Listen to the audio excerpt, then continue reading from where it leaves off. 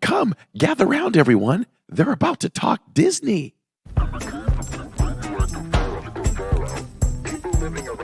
I am still so confused as to whether I'm going to eat at Connections or Creations. So the only way I can keep them straight is I have to think, okay, well, my mouth connects to my stomach, so I guess that's Connections.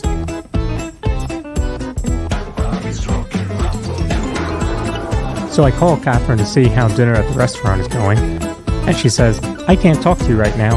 I'm talking to Mickey. So I'm like, okay, here's the big cheese. I get it. And then she says, hold on, he wants to talk to you. So she FaceTimes me, and I'm FaceTiming with Mickey as I'm getting ready for the podcast. I don't understand why people spend hard-earned money on a Mickey ice cream sandwich in the parks. I mean, we literally all have ice cream sandwiches in our freezers at home. We don't have Mickey bars.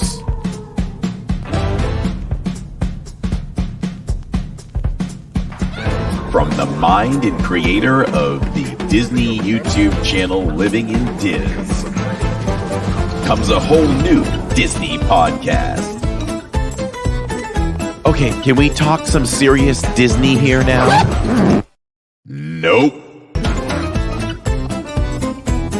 Get ready for all the Disney knowledge that you can handle. It's Corey. It's Lawrence. It's the DIZPod.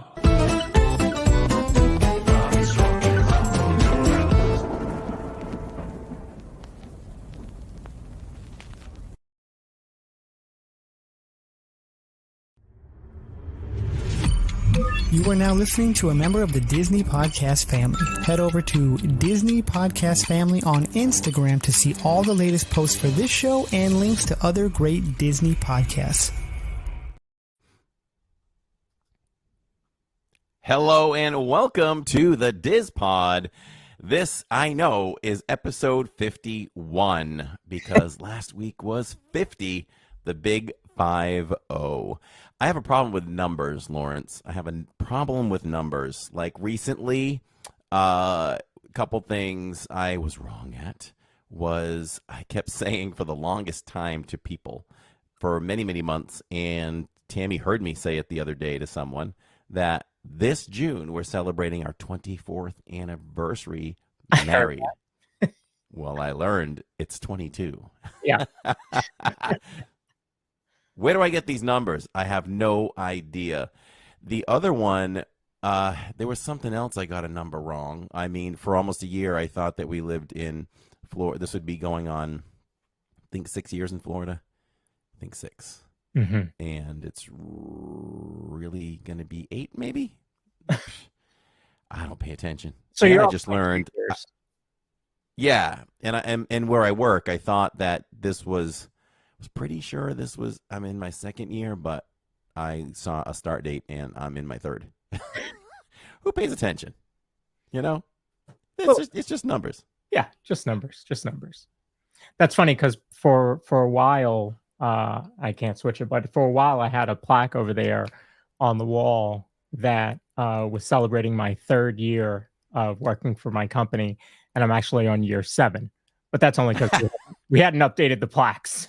So the important thing was, did you still think you were celebrating 3 years? I knew clear as day it was 7. Yes. Hello, everyone in chat. We do this live because we do it for you. And we also welcome anyone listening on the replays anytime, morning, evening, noon, night, 3 months from now, tomorrow, anything like that. We welcome you any way that you can listen to us, and tell them where they can find us. Oh, there man. It is. There it is. So we are currently live on Facebook, Instagram, YouTube on 3 different channels. And tomorrow you can find us on iHeartRadio, Spotify, Apple Podcast. I'm sure there's about 5 more that are out there. So you can find us everywhere. We are number 8 as far as best Disney podcast in the world. How about that? In the world. Yes. And we're holding steady. Yes. We're gonna hold on tight to that 8 until we let go and fall to 7. Can you fall to 7? We're to jump to 7. We're to jump to 7. We're going to jump. It's like that whole spring forward and fall back kind of thing. That's right. That's right. I mess that up all the time too. See, time is not my friend. But we're in good company. That top 10 best Disney podcast is a really good group. So excited just to be hanging out anywhere in that realm. So I'll take that. City Slicker J says we're moving up the ladder, and I like that. Yes. I like that. So special show tonight, the 2024 Disney Awards. It's actually the first annual, and we are celebrating the best in Disney World. And who voted on that? Guess what? You all voted on that. If you voted while we were live in the parks, while we were doing a podcast, congratulations. It's your answers that bring these winners tonight. So that's going to be fun. We're going to have some fun tonight, and that's what it's all about all the time. So some news came across, Lawrence, recently. I'm talking like today, I believe, and I will credit the source where I read it from, and it was from Blog Mickey. Okay. And I think this is important to mention. It's again, lots of different articles coming up over the last several months for Tiana's, and recently now they're becoming fresher articles. Before, I feel like they wasn't really any groundbreaking kind of stuff, but stuff's coming through now. And so, did you hear that annual pass holder availability to preview Tiana's Bayou Adventure is still open, and it's easier than ever? We're talking any preview ever. So what's happening now is when they announced it, you had to jump on Disney, world.com.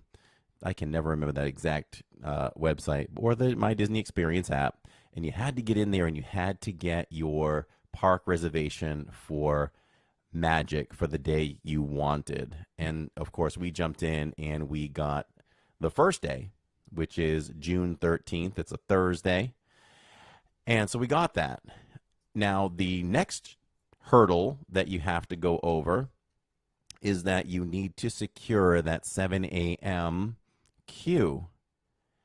So that's kind of normal. Well, that's not normal. That's not the way it was done previously. Right. So that part's new too. But there is still a 1 p.m. queue. But here's where it gets good. So we're going to try for the 7 a.m.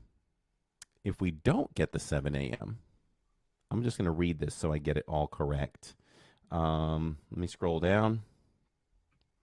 Let's see right here. So the annual pass holder previews are June 13th, June 14th, 16th, 17th, 18th, and 20th. Now, this is important for those who are also not annual pass holders. If you watch, and we know you all will, watch this on live streams. Mm-hmm. So that's why these dates are important too. 13th, 14th, 16th, 17th, 18th, and the 20th. We are going on the 13th as long as we can secure that pass. And I think we'll be able to. I'm not going to stress about it as much now because, let's see, to partake in the preview, annual pass holders will need to join the virtual queue. That said, the opportunity to join the virtual queue is more relaxed than ever before, which is what we really want to underline in this article. Of course, annual pass holders also need a Disney Park Pass, like I talked about. And for the 7 a.m. distribution time, you do need that Park Pass. Annual pass holders will be required to have a Magic Kingdom Disney Park Pass theme park reservation. Those are all sold out at this time. But I would say keep checking. If you really want to try to get that, just check. Whenever it comes to mind, check, because there could be, Disney may release some more, or somebody might just have to give that up. So they say have no fear, because rules for the 1 p.m. distribution time are unprecedented. So what's going to happen is for the 1 p.m. distribution time, Disney World has said that annual pass holders simply need a Disney Park Pass theme park reservation to any of the 4 Walt Disney World theme parks. Mm-hmm. It gets better. Furthermore, Disney World says that annual pass holders don't even need to have tapped into any theme park to be eligible for the 1 p.m. drop. Typically, guests will have to have at least tapped into a specific park where they're trying to secure a virtual queue. Not only do annual pass holders not need to have tapped into Magic Kingdom, they don't even have to tap into any theme park before 1. In other words, you can try to secure a virtual queue return time for both the 7 a.m. drop and the 1 p.m. drop from the comfort of your couch, hotel, restaurant, pool, etc. This is not normal and will not be the standard moving forward, but as Blog Mickey said in the first sentence of the article, that Disney World really wants annual pass holders to have a chance to preview Tiana's Bayou Adventure. I like that. That's so definitely different than what we have experienced, with virtual queue. The 1 o'clock queue, you have to have scanned into your park for whichever park you're going to, Epcot or Magic. So this scenario, you could have a park pass for Animal Kingdom, not have been to the park at all, and at 1 o'clock be able to join the virtual queue. So it's definitely different. That's great, and I know Neil failed to get one for Magic, and this really helps him out tremendously, so he can definitely go for the 1 p.m. So what I'm hoping that we get in at 7 a.m. Well, that probably wouldn't work. Although we can ask, I don't know. I would hope to still be able to ride with Neil, but if we can't, then we can't. But it would still be good to still try to go at the same time together. Yeah, absolutely. I mean, who doesn't want to watch Neil scream down the mountain? Well, it's not a mountain. I do.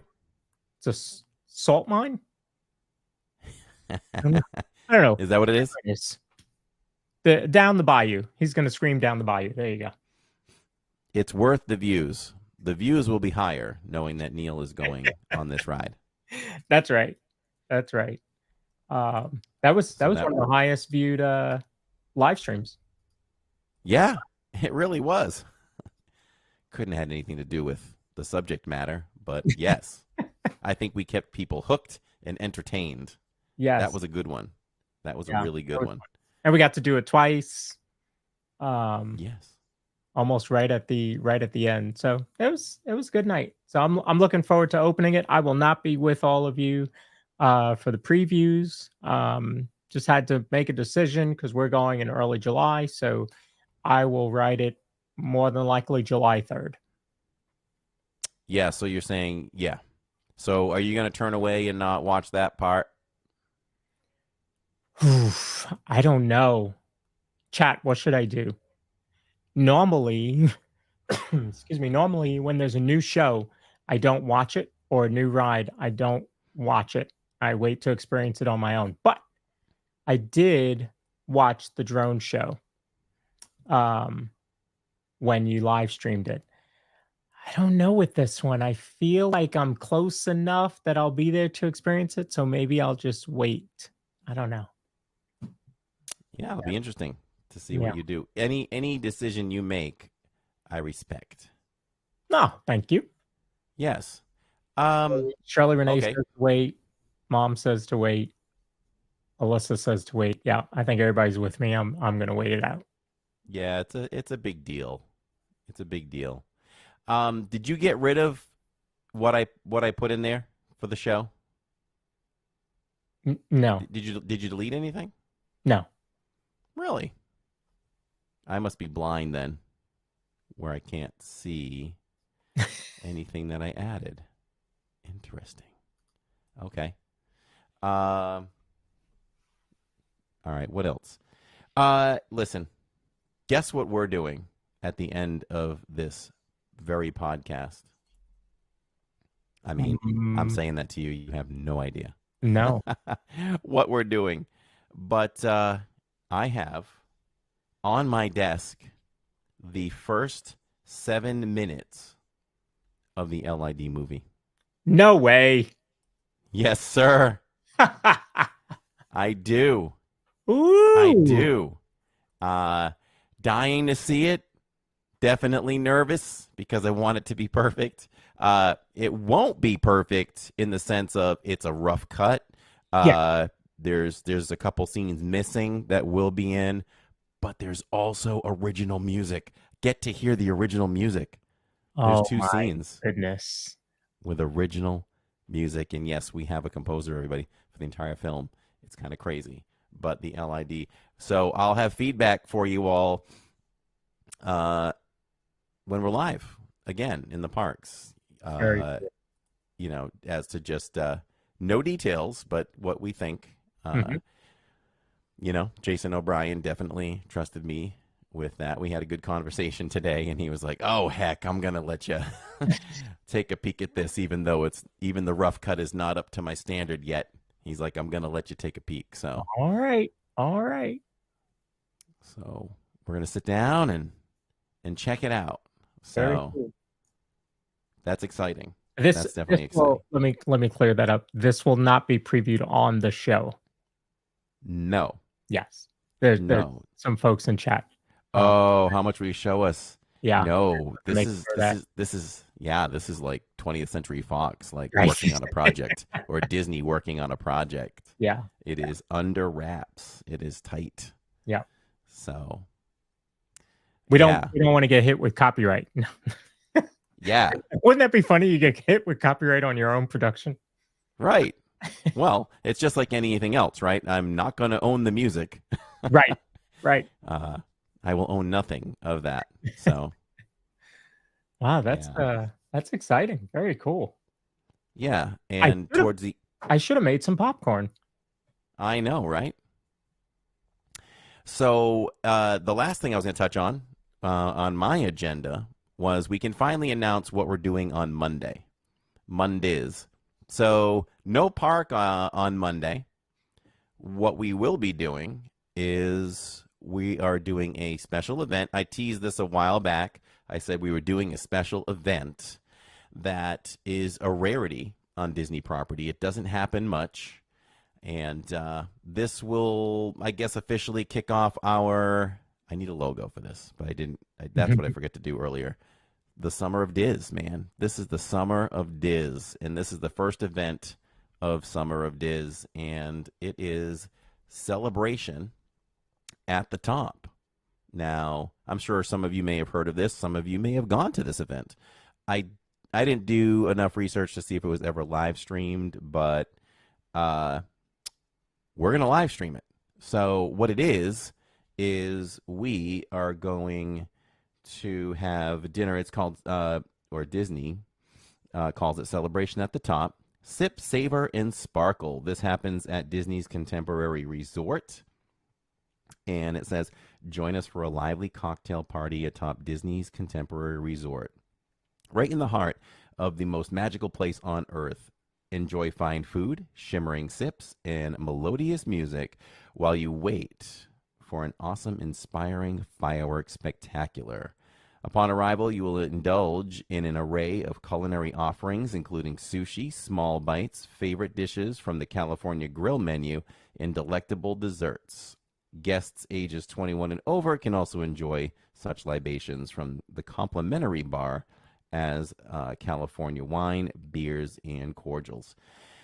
As showtime approaches, step onto the intimate and private observation deck reserved for just Celebration at the Top guests. Here, you can enjoy an incredible view of the Happily Ever After fireworks spectacular lighting up the night sky over Magic Kingdom. The lights will dim as the music plays on the deck, so you'll be immersed in the magic. After the fireworks, head back inside for a flavorful finale featuring a sweet spread of petite 4 desserts, cordials, and coffee. There is a dress code, and the price for this event for future events is $129 a person. So we are very excited about that. It's an event we've never done. It would be great to do every event on property at some point. Mm-hmm. And we can check this one off our bucket list. And we're so excited. We're going with Susie Q and Ruben G and family. So we want to thank them ahead of time for inviting us to this awesome event. It's going to be great. So not only have you never live streamed it, you've never done this event at all yourself. Never done it, never seen it. So you're going to experience this through the eyes of our family for the very first time. Very, very cool. And, you know, that's part of this channel. That's the heart of this channel. We have done a lot of things. You know, again, it would be great to have an editor go through the entire life of the channel and pull out all the firsts that we've ever done on stream, because we've done a load of things for the first time, taking people along, even from checking into rooms, you know, checking into a resort for the first time and things like that. So even when things go wrong, like when you go to the Grand Floridian and you don't quite get in like you expected at first, but it all works out, you know. That is, you know, that's another topic that we need to cover, is those things that, those extra magic events like that, you know, on the podcast, we need to do an episode where we talk about that, the fireworks cruises, that kind of thing. It'd be pretty cool. Yeah, I agree. Always up for new content for sure. So that's what I have for the opening. I don't know if you have anything else. No, I'm pretty good. I'm pretty excited about this this event tonight. And we talked about it last week during our 50th. We've got several weeks of content lined up for all of you. Next week, we will have Pink Pam 86 on. We'll talk to her about her Disney career, we'll call it. She's a new live streamer. I think she's been doing about a year, maybe, and moving along well. So we'll do that. We have some other content. So I'm excited about the next 50 episodes for sure. But this should be a fun one for sure. The Real Steven TV is looking forward for that one. He is a moderator for her and does a fine job doing it. Great I've job. observed. Yeah, does a great job over there. And like what Sharon Hecker said, I'm trying to highlight it. I can't quite catch it if you can. She says, we love the dining experiences with you as well. It's not always about the rides. True. Yeah, Sure. we love bringing. I think it's important to bring these live dining events, even if, you know, we had so much fun. We have so much fun at every one of them. You know, I was just referring back to one of the more recent ones. You know, that's a whole nother thing. You know, you could do a whole montage of all of our sit downs. You know, that would be easy to go through and maybe edit a video, but of the highlights of that kind of stuff. But I was alone just 3 weeks ago at Magic Kingdom, and I was like, heck, I'm going to go to Tony's Town Square and sit on the porch and have dinner with everyone. And did it, and it was great. It was great. Had a great time with all of you. It was a really chill, relaxed kind of dinner. So that was pretty cool. Mike Ballas says, nice shirt. Corey, Lawrence, and I always sporting great button-down shirts. The supply. You know, I had to pull the tags off this one, so I had not worn this one yet. Same here. Same here. Nice. I do the lift arm check. I put it on and I lifted my arms. And there's a tag under my left armpit. So I had Tammy cut it off. I'm like, can you come here and see if you can, without me taking it off, see if you can reach through and grab the extra piece that's always in there after you cut the tag. Love it. Yeah, this one was new. I got it last week. I actually was in Walmart and whoa, saw Goofy's face there. I was like, oh, that's a button down. That might be for me. So, yeah. Wow. City Slicker J says the food is the best part, in my opinion. Well, yeah, I could see Jay saying that. Oh yeah, I love it. There's so many different aspects that we do while we're live, and people will come in and be like, "This is my favorite part." Even when I do the World Showcase walkthrough, you know, people come in and be like, "This is the best part of the Epcot stream," and I'm like, "But the rest is so good." But I'm glad that you love this. I'm glad That's you right. love it. That's You know, and I'm also glad that Jacob and Tammy are coming with me now. Yeah. You notice that they're doing it with me more as opposed to me doing it solo. Yep. And Gilnack says we love watching you and the family eat in the parks and gives us your honest reviews. Yes, we love doing that. We always look forward to that, and we have another festival to preview as we move closer into the summer. We always do a show like that. Do you have that one marked down? Preview show? Yes. No. Food and wine. That's okay. No. That'll be another good one. There you go. See, we're just Oh, fill in the weeks. Fill in the weeks. Those are the easy ones. I had one more thing. One more thing before we get started. Excuse me. I'm very excited, and I saw her in chat a little bit ago. I don't know if she's still there, but I finally am I feel like I'm part of the Park World family. Park World Radio, everybody. I just cut about 5 different audio clips. So if you do listen to Park World Radio, coming soon, you're going to hear my voice in between songs, along with Kimberly and her husband John, who run a great channel. Listen, I pay for Sirius XM. You want to know what I listen to way more than that for free? Park World Radio. I'm not lying.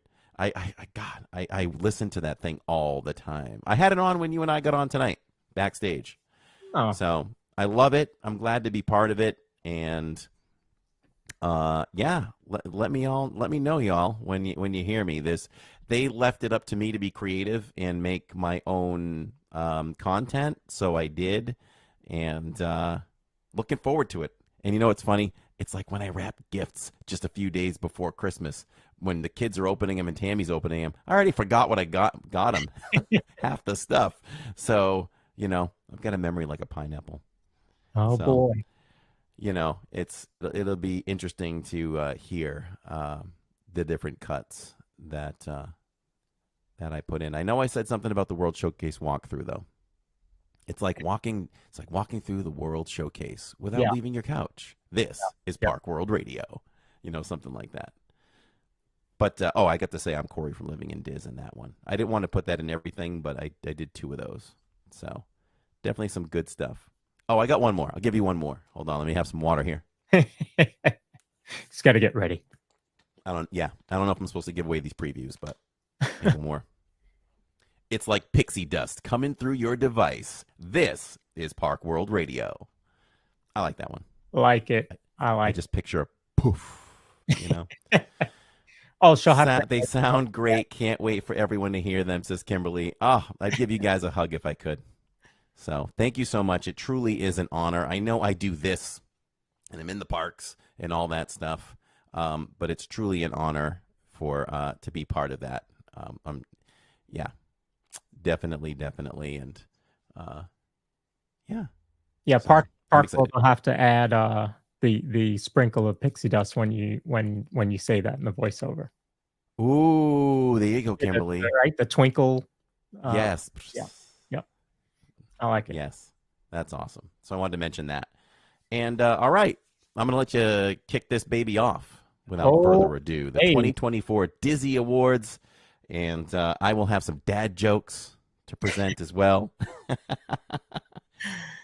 All right. So, we have worked on this. When I say we, I don't mean Corey and I mean all of us have worked on this for a long time. Every poll that I've put in, I would take a snapshot of it after it was completed.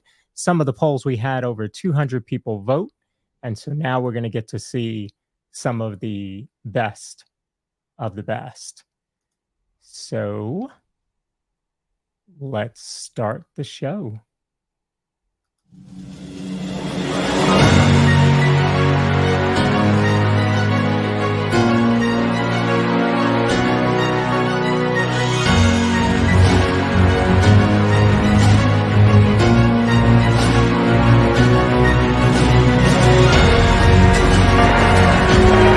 Ladies and gentlemen, Walt Disney.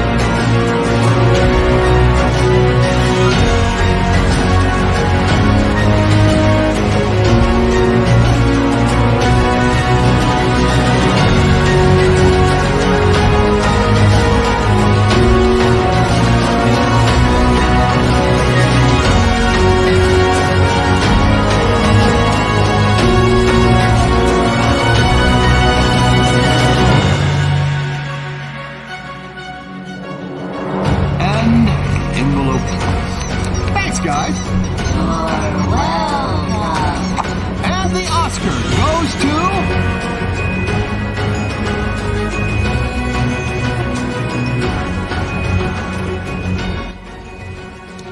Isn't it bright and shiny? Oh, it's beautiful.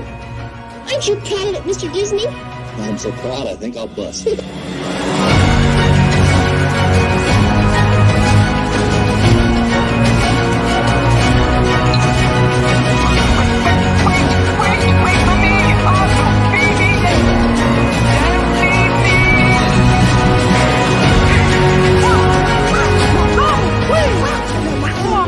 And the winner is... Now what? Mickey Mouse! Donald Duck! Woo! Oh! Jiminy Cricket! Bambi. Walt Disney!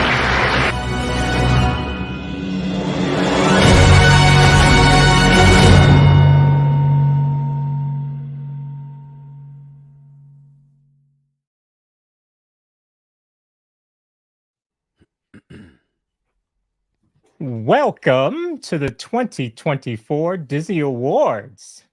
Absolutely amazed is. Love those highlights, man. I'm thinking back, years ago, Mickey was on the same stage as C-3PO. How about that? Yep. Yeah. It was that was one I when I was putting that together, I looked at it, I was like, oh, that's pretty cool, because I don't know what year that would have been, but look at later on how now they're one company. Yes. So, Yep. That was I had the same thoughts. This is these tuxedos were produced by the DIZPod wardrobe. Thank you, Catherine.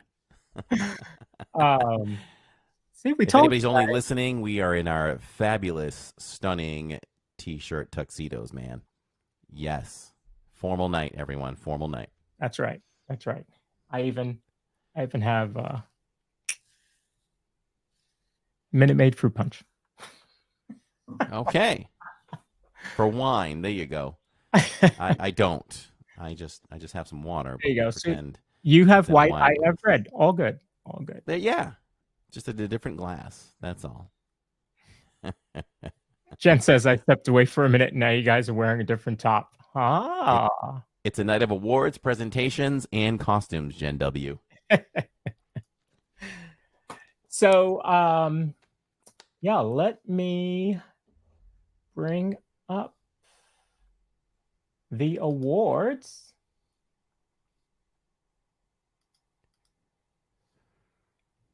Bring that on screen, and I'm going to move us there. So these are going to be varied. We are going to talk about the parks, resorts, food, music, a little bit of everything. Again, I want to thank all of you for participating in those polls. It's always a lot of fun to put the polls in and to do trivia. In fact, I just found my box of Disney trivia, so you'll be getting plenty of that the rest of the year. But the polls certainly help, certainly to make this show. So, and this is the first one, and I think Corey and I want to do this every year. So let's start her off.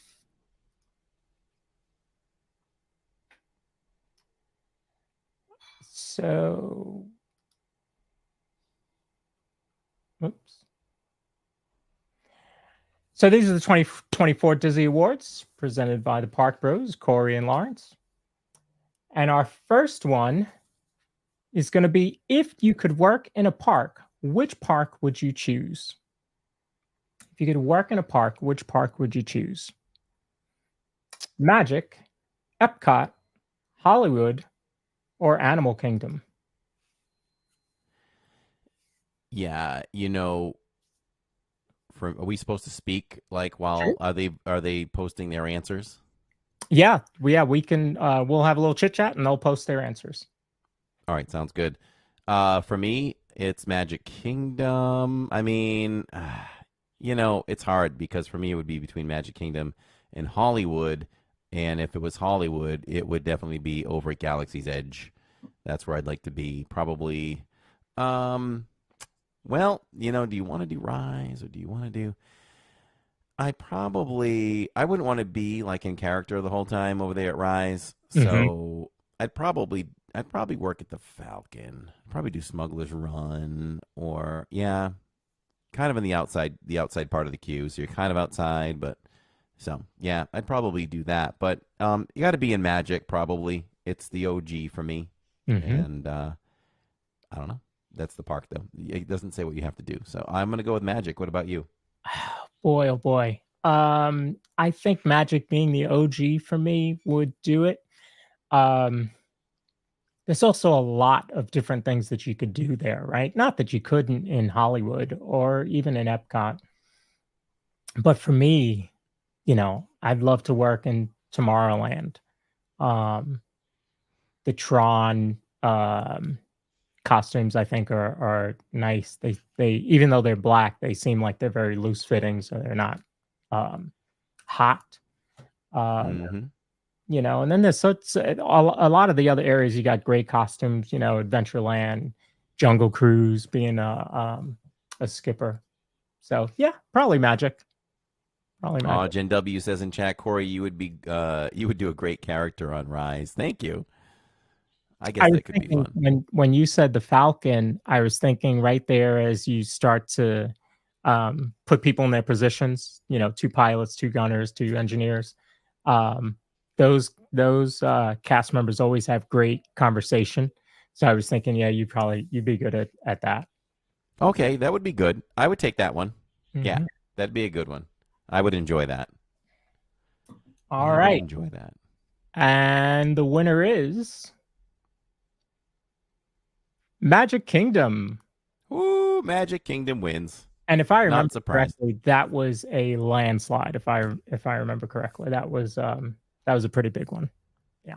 Mm-hmm. Favorite restaurant style. So you got a good variety of restaurants, but there's different styles to those restaurants. So you have a quick serve, you have table service, buffet, and family style. Difference between buffet and family style, everybody knows that. So like buffet would be Hollywood and Vine, and family style is Liberty Tree Tavern, where they bring you as much of the food as you want. This Oh. is a tough one for me. Is it? Well, let's talk it out. Let's talk it out, Lawrence. Let's see. So let's break it down first. Quick serve. You kind of go up, you order your food.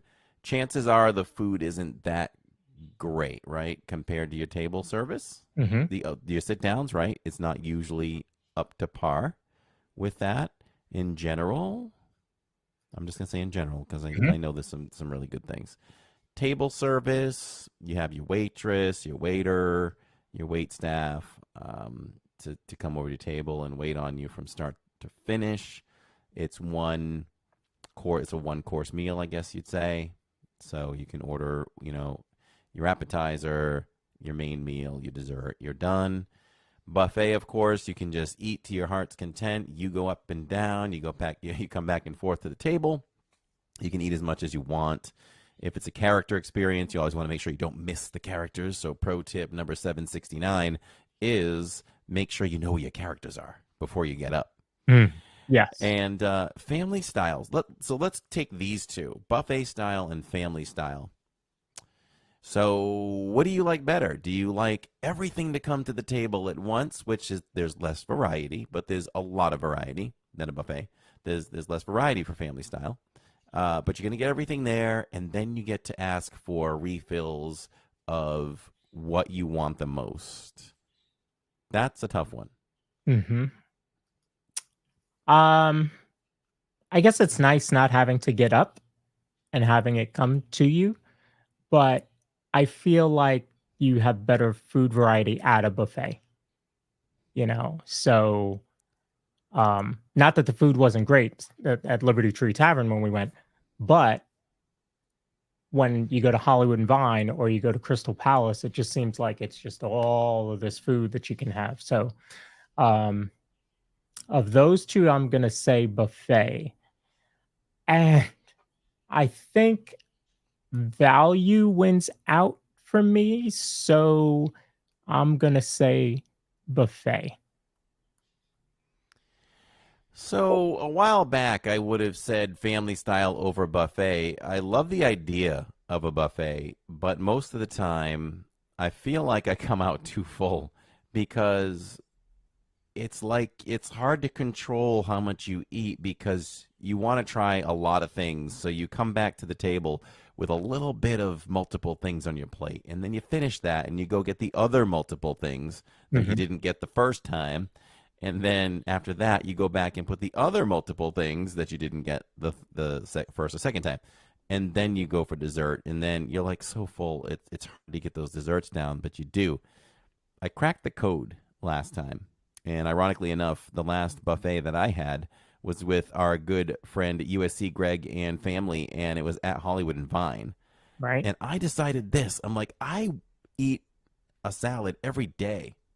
Like, why am I having salad here? It looks great. Everything's fresh. But you know what? I'm skipping the salad tonight. So I skipped the salad. And by skipping the salad, I comfortably ate everything I wanted for the buffet and comfortably ate the desserts. And I left full, but not overwhelmingly full. Like we say, I love Shirley Renee. She remembers so much. I was just about to say that. In our family, we have Crystal Palace full. And when you're Crystal Palace full, it means you can't move for 30 minutes. And you might have to go to the restroom as well. So, yeah, that's overeating. Like, we were on vacation years ago, and I was like, yeah, guys, we're not moving for a little bit. I'm Crystal Palace full. So, yeah, overall, I am going to go... Fine. I'll go buffet with the new style, the new way of doing it. Okay. So, I'll go buffet. And who's the winner? Oh, before we pick the winner, I've got a dad joke. Oh, here comes the winner. Nope, go ahead. Okay, sorry. Luke Skywalker and Obi-Wan are in a Chinese restaurant, and Luke's having trouble eating with the chopsticks. Finally, Obi-Wan says, "Use the forks, Luke. Use the forks." All right, and the winner is... Oh, I had a rim shot. I'll make sure to have that loaded up for you next time. Yeah, we need the rim shot next time. Yeah. And so the winner is table service. How about that? You all voted table service. I love table service. I love them all. But, table service is good too. Yeah. All right. Favorite moderate resort. So, you have value, moderate, deluxe, DVC. You have what I call value plus. That's Art of Animation and Pop. So favorite moderate resort. Favorite moderate. Mm-hmm. Okay. And the choices were again? Choices are Port Orleans Riverside, Caribbean Beach, Port Orleans French Quarter, and Coronado Springs. Well, and if there are some of these that, or any of them that none of you have been to, I'm sure you've seen them on stream, so you can judge by that too. Right. I always feel like, there's resorts that we've been to that we haven't slept at, but we've walked around, spent plenty of time there. Maybe we've eaten there. You know the property. I think you can fairly judge a property without sleeping at it because you're just sleeping. Right. So I've never stayed at Port Orleans, but I think I can have a pretty good opinion of it, just like I slept there. So, speaking of that, I have only stayed at Caribbean Beach out of those 4. What about you?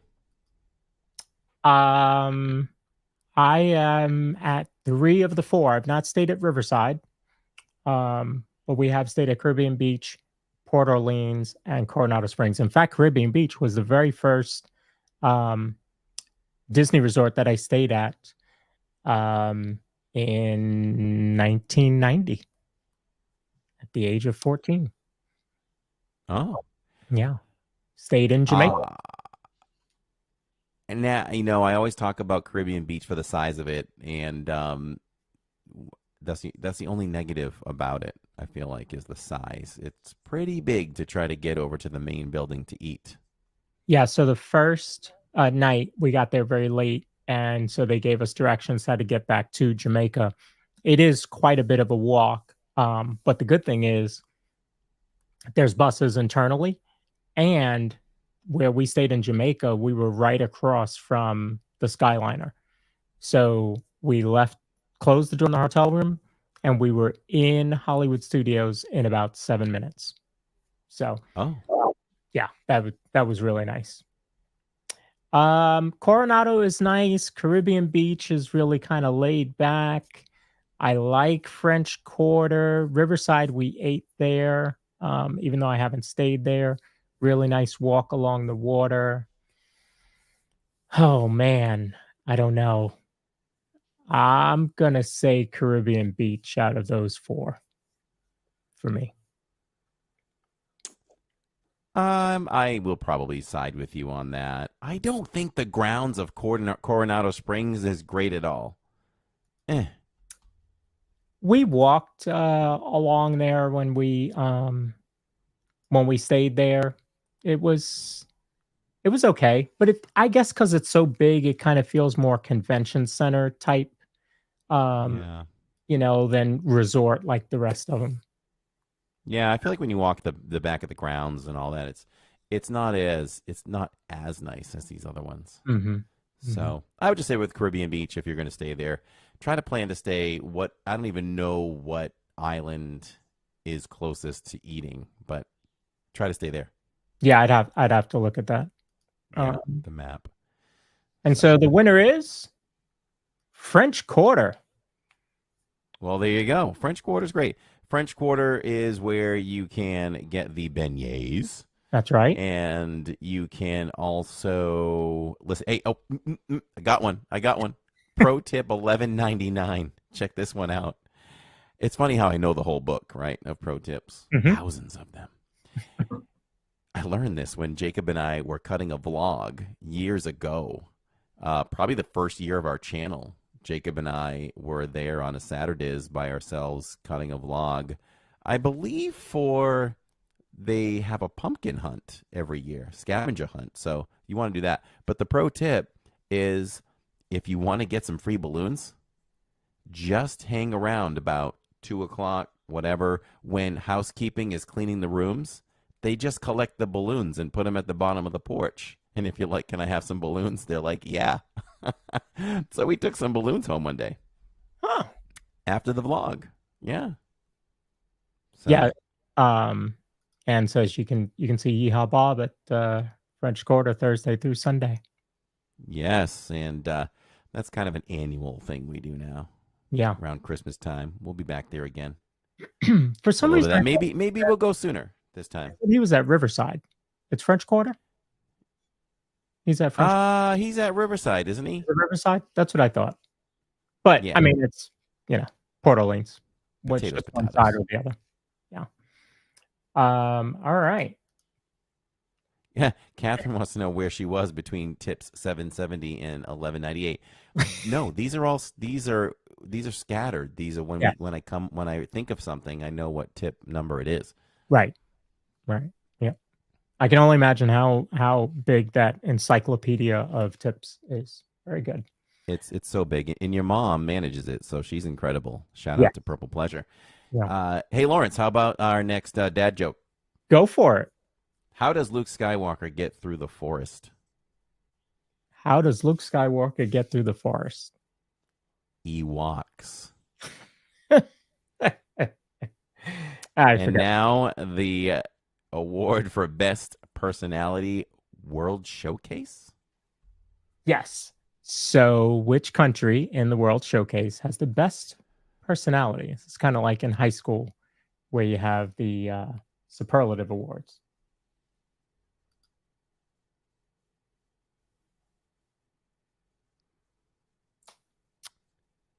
You queuing it up? Yeah. So we have China, Morocco, the UK, and Mexico. Oh, let's see. Well, who has the best personality?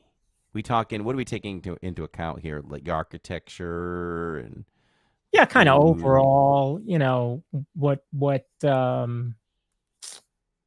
I would, as I look at it, I think it's which country is the most fun, right? You think about best personality in high school, you want to be around that person. So kind of the same thing here.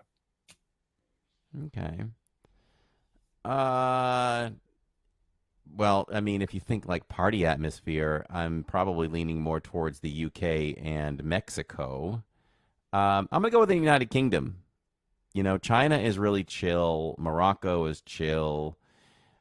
Mexico, you can get those cervezas and those margaritas. Mm-hmm. So you can get a little bit of a party atmosphere there. But I really think things get rocking over there on the corner of the Rosencrown. So it's got to be the UK. China was on fire for New Year's. That place was crazy. Oof, that was so much fun. Right. Weren't we like talking about possibly getting that DJ on the podcast?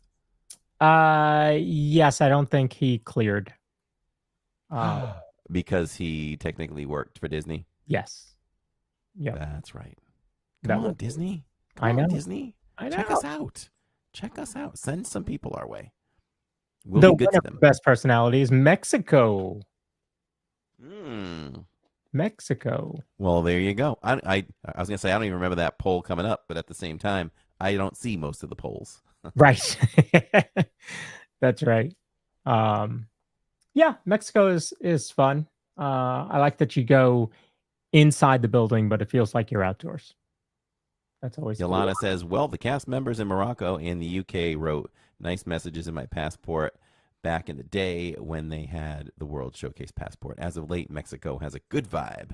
Mm-hmm. And Jen W. agrees with me with the UK being a party atmosphere. They had the silent DJ for New Year's. Ah. Very nice. Favorite festival, which is funny because right now, Epcot has no festival going on. This is one of Tammy's favorite times. She loves the festivals, but it's one of her favorite times to go because, the World Showcase during the day is empty. Mm-hmm. So Mm-hmm.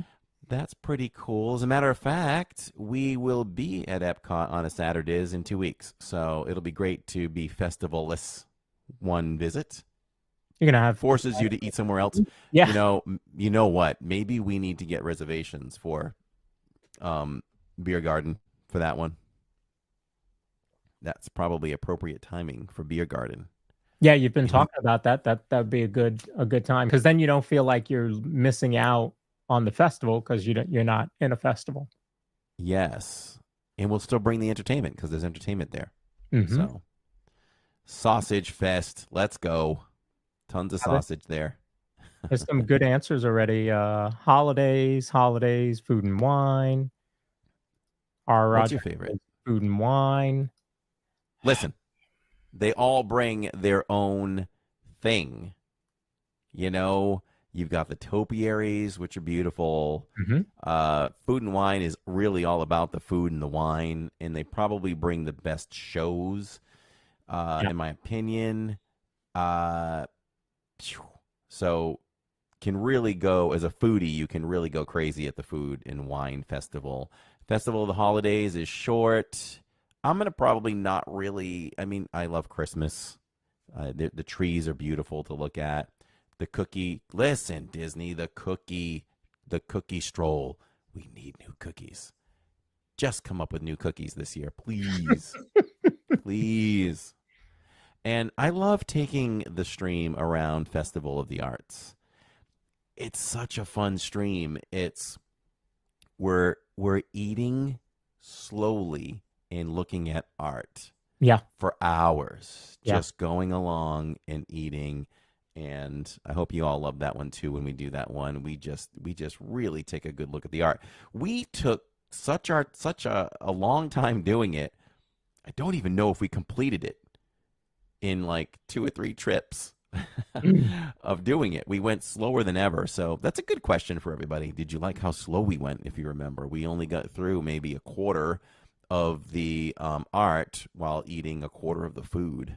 And then the next time we did some more. So lots of fun. So for me, man, what do you think? So I love them all. Absolutely. I've been to, lucky enough to have been to all of them. Um,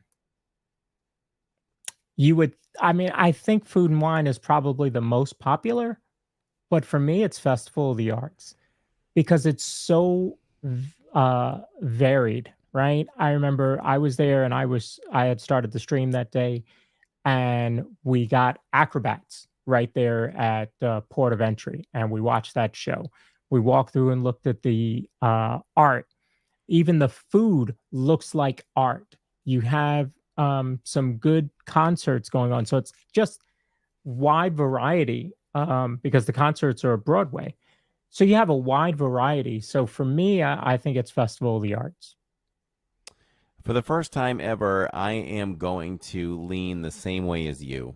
I talked myself into it. I just love grabbing, and I don't drink, but if I did, I'd grab myself some wine and just go from art booth to art booth. Yeah. I love art. I love looking at it. I love sharing it with everybody, and I even take the tone sometimes of like doing the World Showcase walkthrough. So Well, I've had people in the chat be like, "Oh gosh, I am so relaxed right now. I got my own wine on my couch and I'm listening to your voice and I'm just looking at the art with you."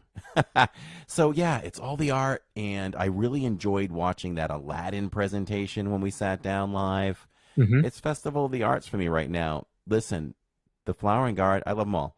The Flowering Garden, though, I kind of felt like this year, I love seeing the topiaries, but after you've seen them a couple times, you kind of just glance at them as you walk by, and it's not as much as a wow factor kind of quick. So, but the art is just pops, and it's so different every year. Yeah. And again, even in the even in the art, there's variety, right? I mean, how each of those artists create and what they create, and you might have wooden little statues, and you've got these huge drawings and abstract art. It's amazing what folks do. Really is. So yeah, for me, it's Arts Festival, and the winner is Food and Wine. Not a big Well, surprise. there you go. I think Well, there I you think that's probably the most popular one. Yeah, it's the longest. And I think Catherine's right too. I think Festival of the Arts needs to get more time. It does feel very short, but holidays feels even shorter. But Yeah, holiday is quick. yeah. It should probably start sooner. I mean, Christmas parties start sooner, so Festival of the Holidays should probably start November 1st, maybe. Now, then you get 2 months of it. Mm-hmm. Mm-hmm. All right, so this is going to be best quick serve restaurant in Magic Kingdom. So we talked about restaurants earlier. We did. So you have Columbia Harbor House. Hey, listen, Lawrence. Yes. Where is Peter Pan's favorite place to eat out? Well, I would say Pinocchio Village House, but I'm guessing I'm wrong. You fool. It's Wendy's. It's Wendy's. I like that. Yeah, he likes to fly in late night for that little chili bowl. He told me. Oh, there it is. I knew I had one. So we have Columbia Harbor House, Cosmic Rays, Sleepy Hollow, and Pinocchio Village House. What is everybody's favorite in chat? And also, if you're listening later on to the recording, please leave a comment to some of these as to what you thought, because that's important to us too. Yes. For me, Cosmic Rays is my least favorite. Pinocchio Village House also is down there a little bit for me, but they did rally back with the new flatbreads that Jacob and I like a lot. So, we could visit there sometime very soon. It's been a little bit. We almost did that recently, and I can't remember where we opted to go instead. But Pinocchio Village House, I love the flatbreads they have there now. And Sleepy Hollow has the best snack in Walt Disney World, which is the fresh fruit waffle sandwich. So love that. Columbia Harbor House, listen, they have chowder. They have chowder. So the chowder is good. I signed off on that. The chicken sandwich is fair. So I gotta go Sleepy Hollow for me. What about you? So I don't eat waffles. So Sleepy Hollow is out. Cosmic Rays. We ate there for Christmas in 2020, like literally Christmas night. That was our dinner. Outside of that, it's nothing to write home about. So at least Columbia Harbor House or Pinocchio Village. I'm gonna say variety wins out, so Pinocchio Village House for me. Okay, I want to point out Beth and Kevin, and they said Satuli Canteen, even though that was not one of the choices. I could put up a good argument that Satuli Canteen is the best quick serve. It's healthy. Yeah. You feel good after you eat that. Mhm. It's good. It's good. I love Satuli. Would have eaten at Satuli on Saturdays, but we didn't because I wanted to try the Yak and Yeti burger. We had never done it before, and that's where Alyssa and Neil were going. So we wanted to go try that, but love Satuli. Yeah, Satuli, I've only eaten there twice, maybe 3 times, but yeah, it's filling, but doesn't leave you weighed down, Yes. Yeah, that's a good restaurant. I'm sorry, did you give me your answer? I did. Sleepy Hollow. Sleepy Hollow. Lock me in. Harbor House. The winner is Harbor House. I'm not surprised, though. That's a popular one. The food is quality. Yeah, food's quality. It's big. There's plenty of seating. They have the second story, right? Yes. I've never had to go up there because when I go, it's pretty quiet. So, Yes. The only time we went up there was during COVID. We went up there. They actually used Harbor House for the Peter Pan queue to keep distance. You had to walk in, go upstairs, go down the stairs, and then boom, you go into the Peter Pan queue.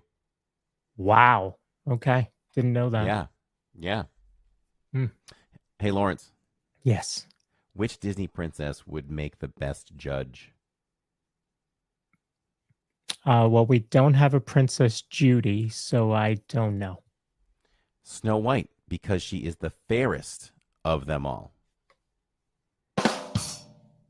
There you go. And now, the favorite Hollywood Studios area.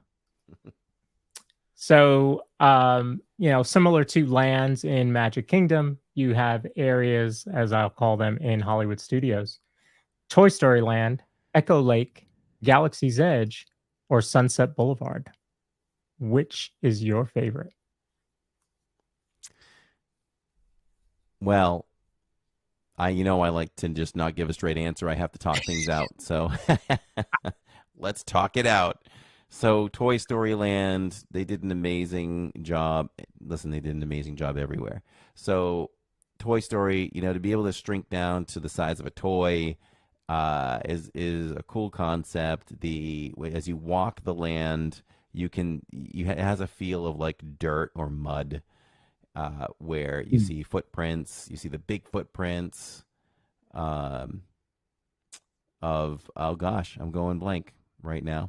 Andy, yes. And they added the barbecue restaurant, and there's 3 rides all packed in there. So they've done a really great job with that. 50s primetime Echo Lake area. You've got Indiana Jones over there. Just hanging by the lake is a good time. Especially at Christmas, the way it's decorated and the Christmas music, the classic Christmas music is so cool. Yes. Hollywood and Vine is right over there as well. Neil also discovered over there in the corner that you can, I think you can get vodka or something like that, some kind of mixed drink. He's like, I can't believe this. Galaxy's Edge, Amazed is. Sunset Boulevard. Love being on Sunset Boulevard at night. It's just really Hollywood-like. I don't know. It's a nice place to be. Lots of shopping. Not the greatest food options right there, but some shopping, and you've got you've got that great view of Hollywood Tower of Terror. So I am going to say that I'm just going to go Galaxy's Edge because of the big Star Wars fan that I am, and it really is so impressive, to stand there and see that big hunk of junk just sitting there.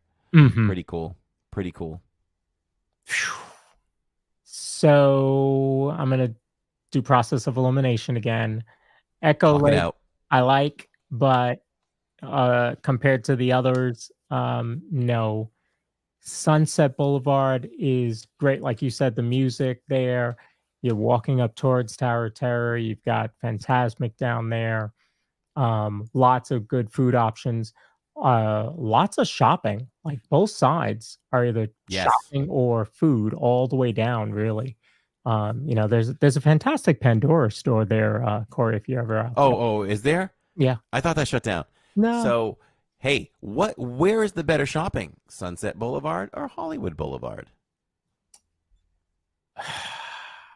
I would say Sunset. I think you have better shops on Sunset.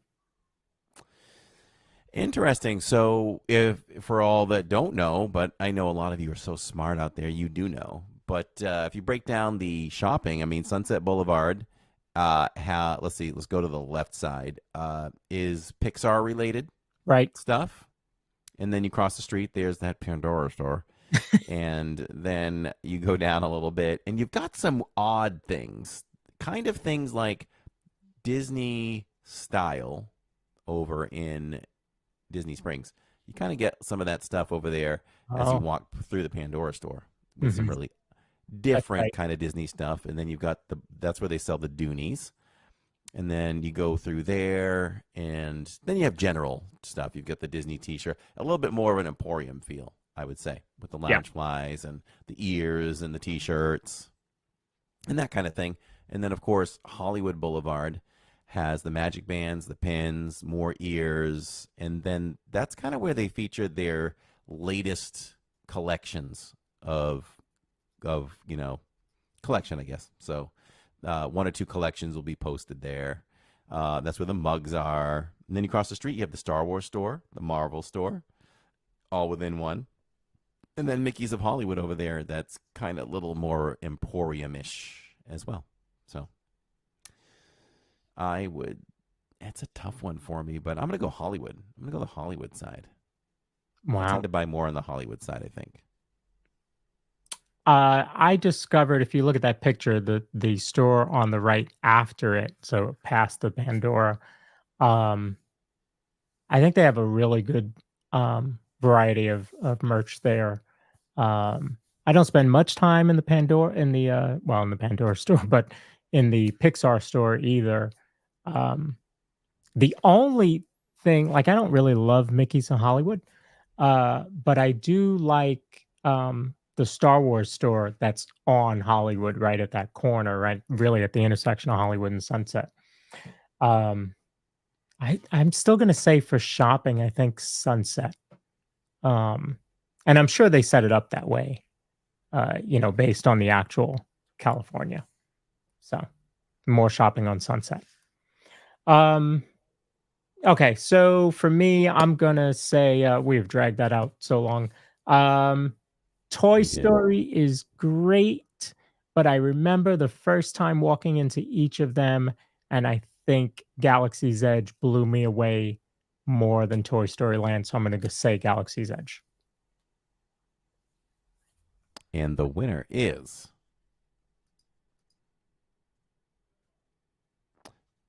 Purple Pleasure said, let Tammy know about the Pandora store. Sure thing. Galaxy's Edge won that one. That was pretty clear, if I remember correctly. That was a landslide there for Galaxy's Edge. Very good. Very, very good. Most immersive land. So similar to what we just talked about, when you walk into each of these, which one really makes you feel like you are deeply immersed in them? Tomorrowland, Galaxy's Edge, Africa and Animal Kingdom, or Toy Story Land?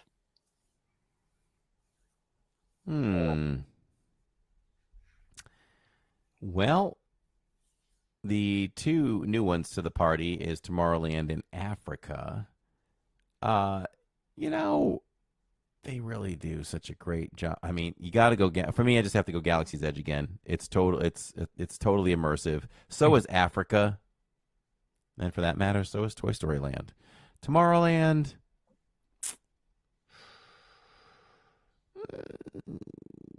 Yeah, I've never thought of Tomorrowland as like immersive. Like Mhm. it's themed for sure.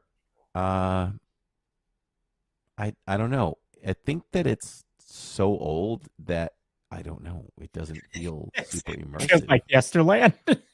Yeah, it feels it's more like Yesterland. Yeah. So for me, Africa's pretty impressive. I mean, we were just there and you feel like you're in Africa without even thinking about it. But you do that with most of these lands, but I'm just going to go back to Galaxy's Edge. Okay, this was not planned. I just thought of this. Look out.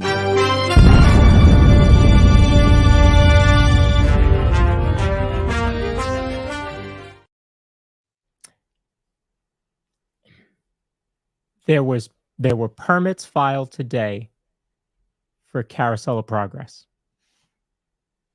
Wait a minute. Is it just maintenance, or do we think we're going to make the future the future? I would be okay with that. I would be too. Anyone in chat, would you be fine with totally changing the final scene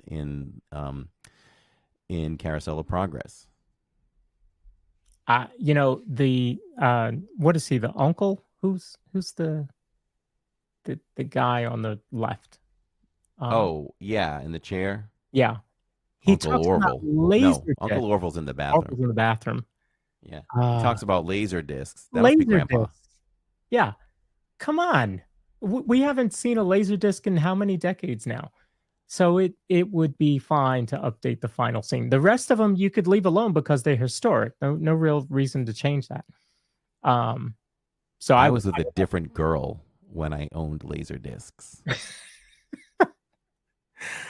I don't even know. I remember working at Service Merchandise, if any of you remember that show, that store, in the mid '90s, and we had the Laserdisc. So yeah, it's time. It's time. So anyway, just thought I would throw that out to you. I want to recognize Beth and Kevin, who are being very participatory in the chat tonight. Welcome to the podcast, and welcome to the channel.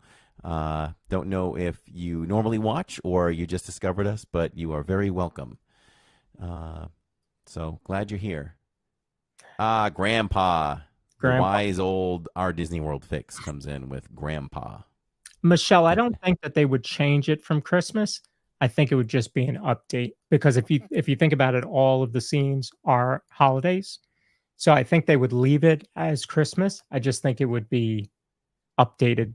I mean, the TV that he's on, we threw out that TV like 25 years ago. Yeah. I am all for. God, I don't even know what they would do for the future when it comes to a to a TV.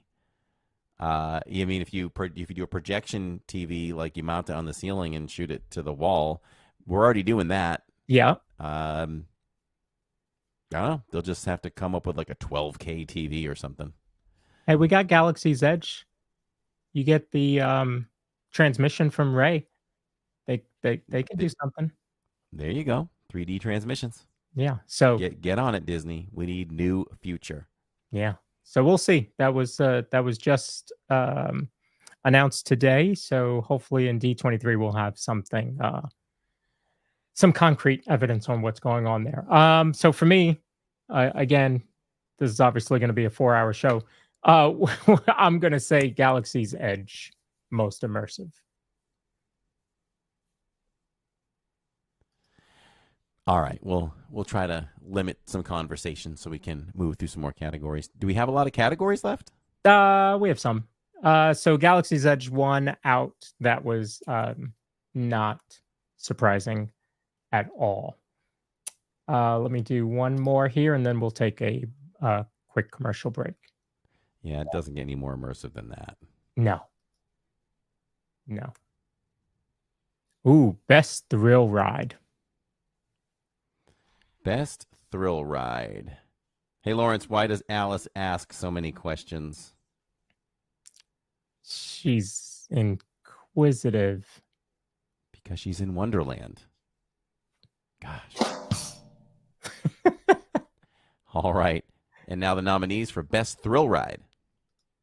Big Thunder Mountain Railroad, Slinky Dog Dash, Tower of Terror, or Space Mountain. Well, if you look at all of, these are all made for the family. The entire family can ride all of these. They're answering Guardians in there. We can only pick 4, so there's only 4. Right. That's right. But you are free to say your answers for sure. Yes. For me, I'm going to rule out Space Mountain. Space Mountain is there's some thrill there, but God, it's so rough and rickety. But we still love it. But if they were going to do a whole retheme of that, I'm good with that. I'm actually good if they tore Space Mountain down and gave us a new attraction. I don't care about the history of that one. Like, I would be all for tearing that down and giving us a new experience. Give us, well, you can't give us Space Mountain 2.0 because that is Guardians. Mm. But maybe they should have just done that. They should have just put Guardians there. They're replacing Space. Where is that? Is that Disney Sea? I can't. Are remember. they? Yeah. So that one's closing, and they're replacing it. So, yeah. If that ride is rough. Not only is it rough, oh my goodness, but trying to get out of it, like there's no graceful way to get out of that ride. I got to defend myself a little bit with Cora on Main Street. She says, Corey, first COP and now Space Mountain? No, we can never. Listen, I will glue myself to the wall of Carousel of Progress if they ever try to tear that down. Yeah. We will do a live stream protest on that one. I just want to change the final scene. Space Mountain can change for me. That's okay. Aaron says never. But listen, for me, it's Slinky Dog Dash. And especially at night. Love Slinky Dog. Yeah. Hang on. So for me, it's going to be Tower of Terror. I know when you get in that elevator and you go up and then you go across and the doors open and it starts to move across. I remember the first time being on the ride going, wait, where are we going? Why are we moving that way?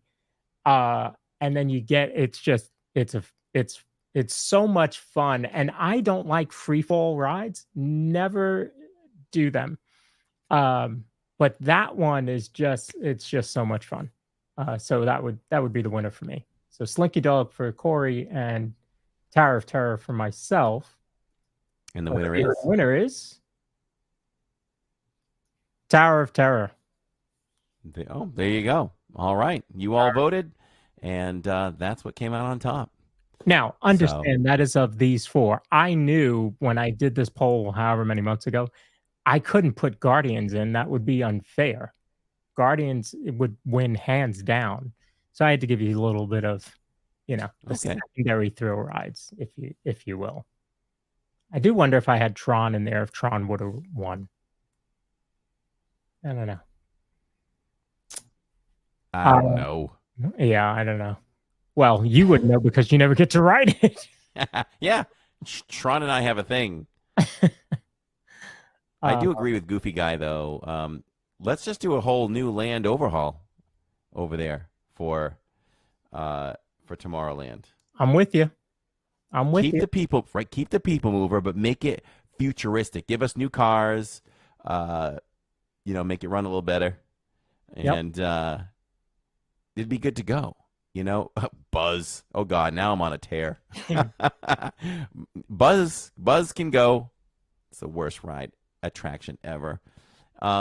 So the I'm Buzz, making enemies. But a total overhaul. We need to get rid of the Speedway. Now, trust me, I go on all these things and I love them all. But sometimes it's time for change. So now I'm on it. I think you could do a total sweep of that. I'd like to keep the People Mover and Carousel of Progress. Just make it, freshen it up, and wipe out the other stuff. Let's bring on some new futuristic stuff. the Buzz in I think it's Shanghai is being changed to Wreck-It Ralph. I would gladly put a Wreck-It Ralph attraction right there. And it's time to open up the area where Stitch was. Yes, hello. I mean, what is going on in there? Mm-hmm. It's time.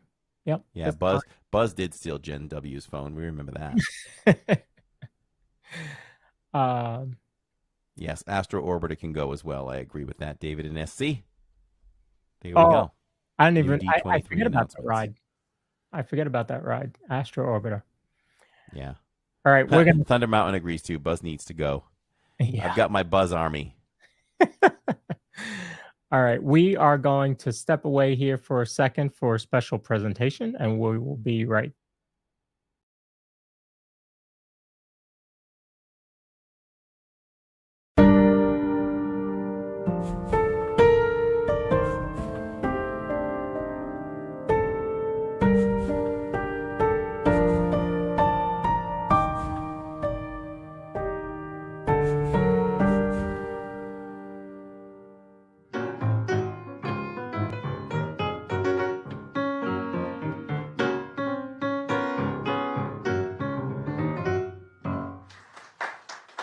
It's very nice to be back in Walt's office.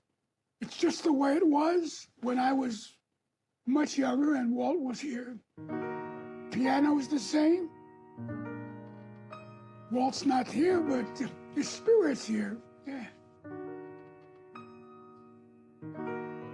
I demonstrated practically every song I ever wrote for Disney with my brother Bob on this piano.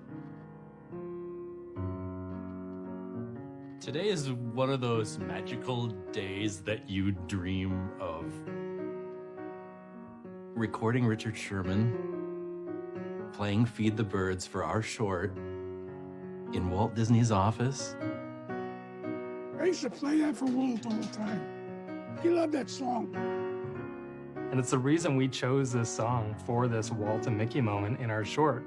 And then the opportunity came up to record that very song with Richard at the piano that he originally played the song on. It's in tune too. It's good. Which is new. And why not do it on a Friday afternoon, which is when he used to play for Walt? I think Walt had a very deep-rooted feeling about this song. He could understand what we were saying. Feed the birds, tuppence a bag, 2 pennies for a bag of crumbs. That's not what we're talking about. We're talking about it doesn't take much to give love, to give kindness, to give thought to people, giving a little something of yourself. And it doesn't take much to do that.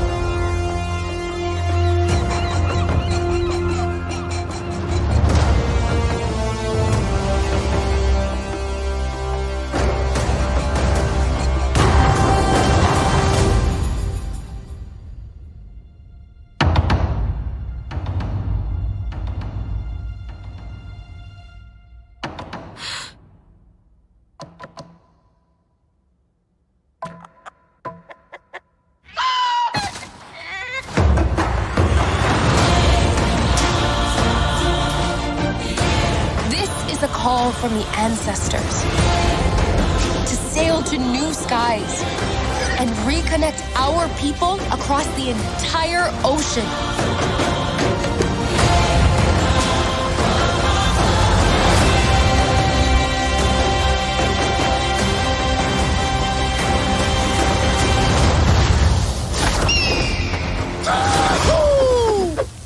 Maui? Boat snack! Oh! Boat snack upgrade? Bacon and eggs? Why didn't you bring the pig last time?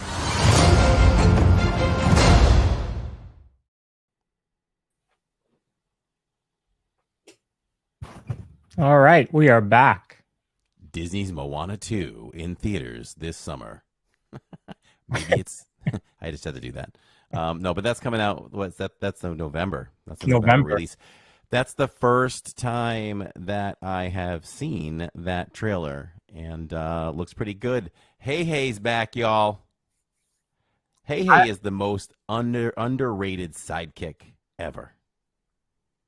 Maybe I'm just making that claim because I love Hey Hey.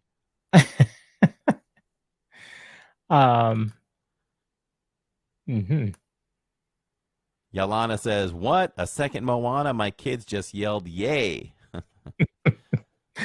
Nice. Yeah, so I saw that that was actually released today, so I thought we would show that. So very Catherine, where's my Moana fabric? Yeah, nobody told Lawrence. Catherine bought him Moana fabric.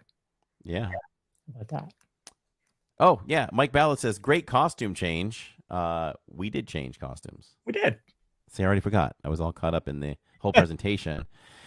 Rest in peace, Richard Sherman. That news broke while we were live. Yes. In the parks. Yeah. And I immediately sang There's a Great Big Beautiful Tomorrow.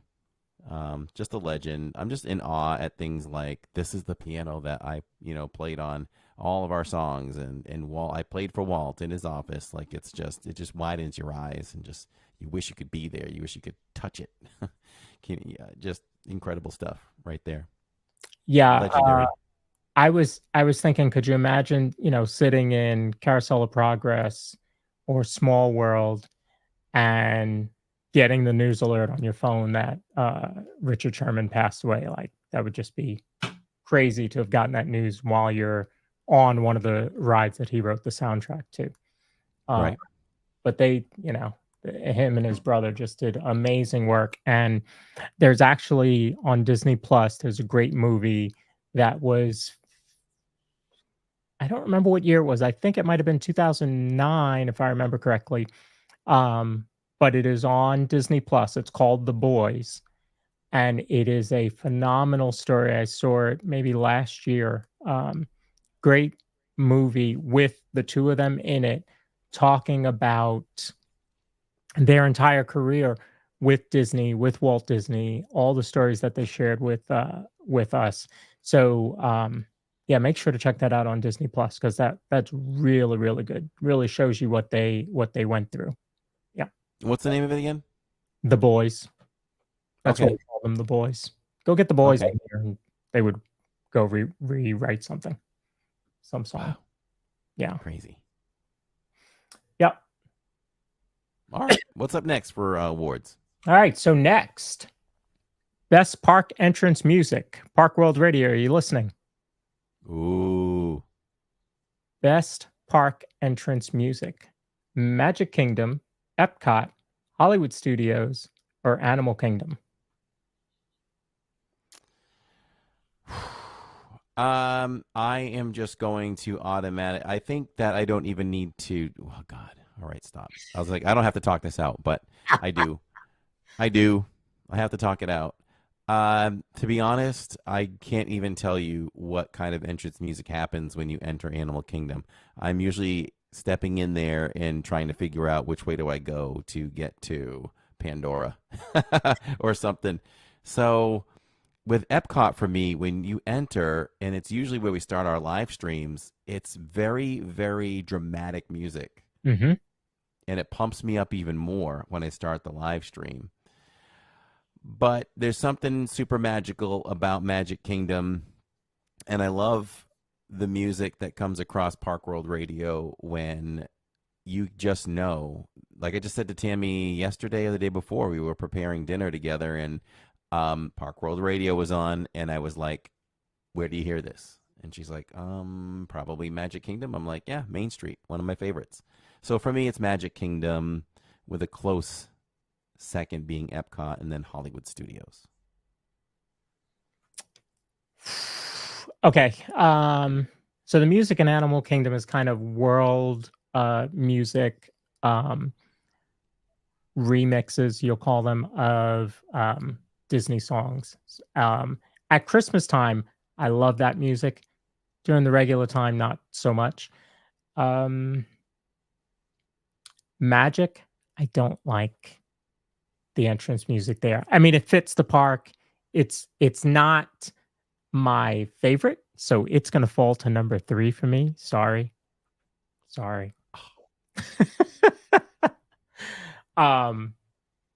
Now, that being said, walking down Main Street, different situation.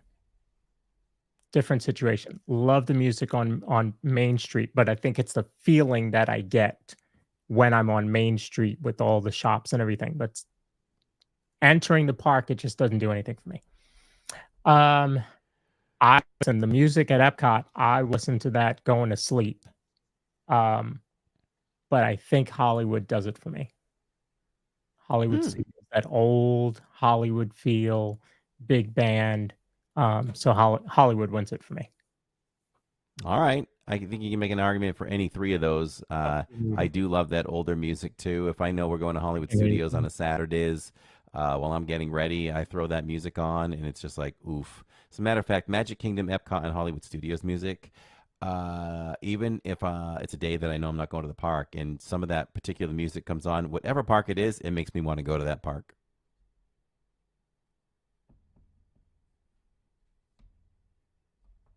All right, so what do we have next? I think we may... Did we lose Lawrence for a second there?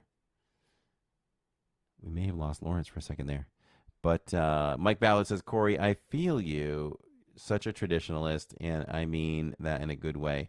That music brings back my childhood, says Mike. Nanny Pooh Bear says, what I absolutely love, all of the music at Magic Kingdom, it is classic Americana. Absolutely. Hollywood Studios music is number 2 for Ann Gilnack, and it's all great music. And Elise Todd said earlier that it is mostly Jungle Book music when you enter Animal Kingdom. So there you go. Hello, Courtney. We can see your comments, my dear. And so, yep. But it's all great music. And our Aaron from Our Disney World Fix was saying he doesn't like the last 2 renditions of Epcot music. I don't like the newest one as much. There's one particular hook in that I absolutely love, and it's used in Luminous all the time. I love that part. But I did really get to love the music before that. I've listened to that quite a bit. This is just going to give Aaron a heart attack at this point, but I would say that I don't remember exactly what the music was prior to that in the entrance. So I'd have to go back and listen, but I'm sure I loved it. I know that I loved the music within the park, and Aaron knows what I'm talking about. The Interventions area music, my favorite of all time. So we're talking pretty good classic Epcot material there. David Nessie says, living at Diz, what's your favorite music after park close? It's Main Street. It's Main Street. But again, a close to it is Hollywood Studios and Epcot. I love all 3 of those so much, but you know, Magic Kingdom just gets me as a traditionalist. All right, I'm back. All right, let's jump to the next category. Let's try to string out some of these categories pretty quick. Yeah. Winner on that one was Magic Kingdom. All right, winner, chicken dinner. Cutest kid. This was This was a fun one. There were a lot of results on this one. Merida, Moana, Elsa, or Anna. Cutest kid. I think it's Moana. I would say Moana as well. Catherine voted for Finley. She's not one of the choices. Although she probably could have played Moana. Mom voted for Finley too. Winner of Cutest Kid, Moana. Yeah, that was good. Favorite classic princess movie. Favorite classic Christmas princess movie. Princess movie.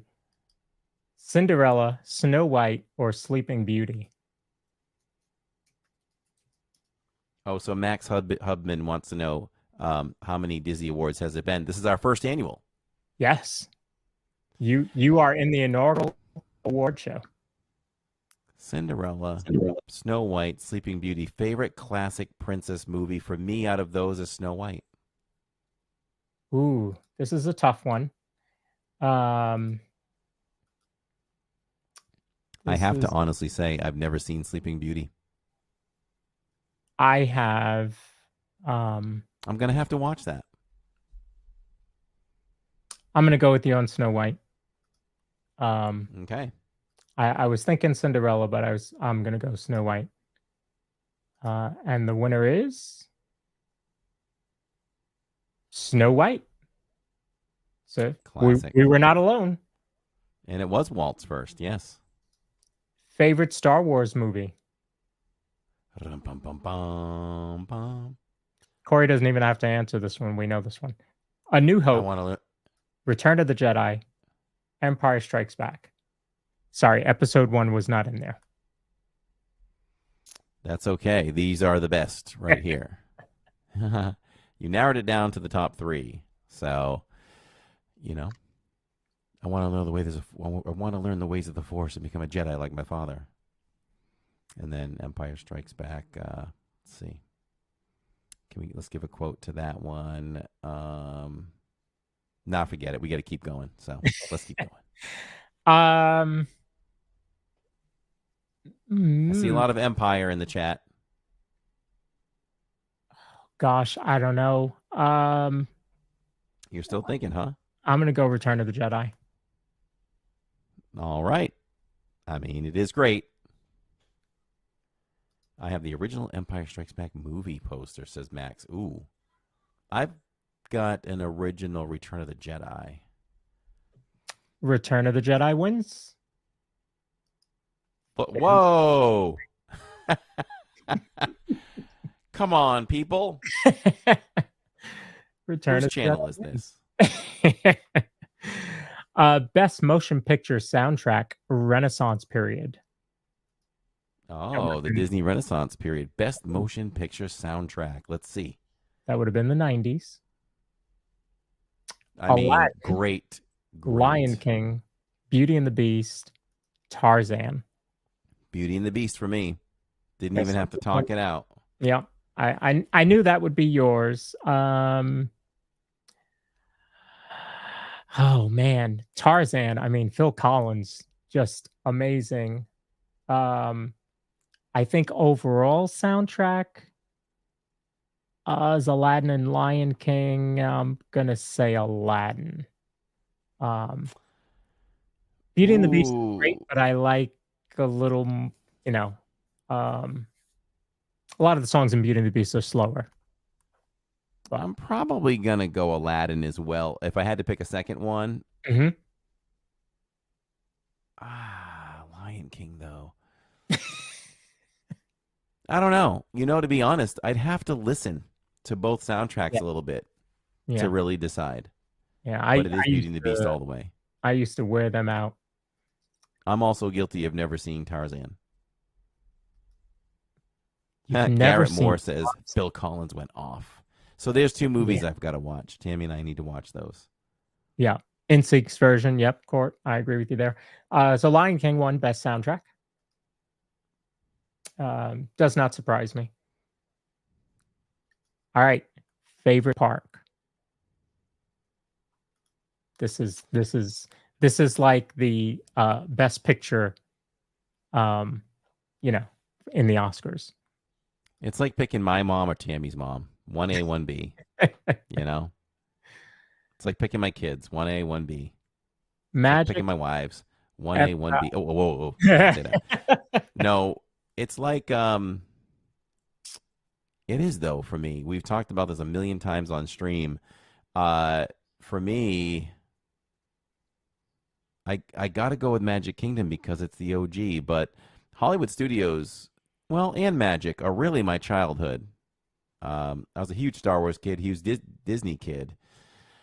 So I go Magic Kingdom, 1A, 1B Hollywood, 1C Epcot. I love them all so much. And I love Animal Kingdom, but I don't know. I just don't put them in that category. Mm-hmm. It's just like football. You have Tom Brady, and then you have another list of great quarterbacks. That's how that goes for me. This one's tough. I mean, Magic. David says I change my favorite park almost every week. I kind of stick with Epcot, though. I mean, Magic. See? For me, it's going to be Epcot. It's going to be Epcot as 1A and Magic 1B, and then Hollywood and Animal. Kim Patton says slight edge to Magic. I love Epcot as well. Epcot for Alyssa Stenberg. Michelle Hollensteiner, Magic Kingdom is her childhood. MK for Benjamin and Purple Pleasure. Aaron. I don't know what Aaron's favorite park is, though. I wonder. I think something fell on his keyboard. He just keeps typing the same thing. Mm-hmm. All righty.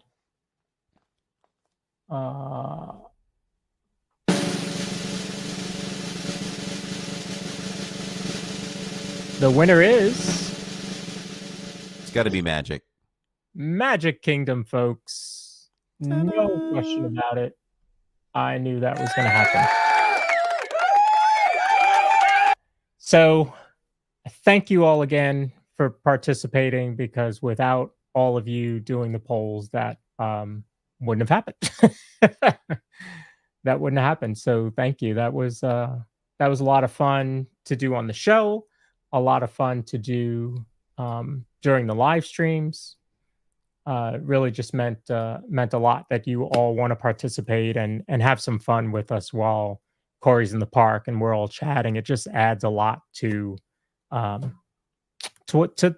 live stream. I mean, it's as Corey said earlier. We do this for you. We do it live because we do it for you. And I was talking to some other creators earlier today, and the energy that I get and Corey gets and other creators get from creating content is not because we like to be behind the camera. It's because of what all of you bring to it. So thank you.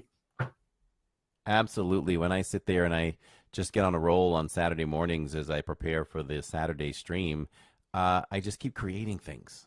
And my thought for every time I create something is to surprise my my YouTube family, is to surprise them. Like, ooh, I'm gonna run this graphic today. They're gonna love this. Or I've got some news today. I'm gonna share with them. I want to create this. Let's do this. I do it with the idea of wowing people and bringing joy to whatever we do. So whatever it is we do. Yeah, I mean, you could ask Catherine. I was sitting here doing the intro for the awards and trying to put all those clips together and bringing in the music and all that. And I'm like, oh, I think they're going to like this. I think they're going to like this. And this is, again, I've only been doing this for a year, just under a year, 50 episodes. And so it's not something that I normally do, but I was putting it together and I was like, oh, I think they're going to like this. So I definitely appreciate all the comments tonight, all the interaction tonight definitely fuels me. So thank you. Absolutely. And Ann Gilnack says, thank you, Corey and Lawrence, for all all your work in making this possible tonight. Shout out to Lawrence for putting those videos together. That was all Lawrence 100%. I saw them for the first time as you all saw them for the first time. And Lawrence does an amazing job behind the scenes when I'm live and also in, for the DIZPod. So much love, my park bro. Same here. Thank you thank you for having me as a co-host and allowing me to, or giving me the freedom to do a lot of that, and surprise Corey with all of that. We love to surprise each other, though, don't we? Yeah. The in memoriam thing, I thought I would throw that together because, like every award show, they have that. But with the passing of Richard Sherman, I thought that we should, give him a few minutes, because it is certainly due for what that man did as an Imagineer. Absolutely. Max Hubman and anyone that discovered us tonight and participated in chat, we really, really do love that. And Max says, this is my introduction to your channel. I can't wait to see more. And those are the things we're talking about. That fuels me. Wow. That gets me excited, and that makes me want to do more. So thank you so much, Max, for that. That really does mean a ton. And we are live in the parks 2 to 3 times a week. And we have the podcast on Wednesday nights. And we're an original channel. I think what separates us from the other live streams, and chat can mention anything else if I'm missing anything. But, there's a lot of choices out there, just like there are a lot of flights you can choose. We're happy that you choose, that we're one of the ones that you choose. But I think what separates us from others is we're the only ones that are in the parks consistently and doing a podcast at a high level.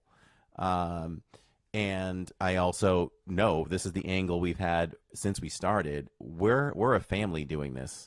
It's really not just me. You all see me more during the week and on the podcast, but the heart and soul of the channel is still what happens on Saturdays. It's my wife, it's my kids, it's all of that.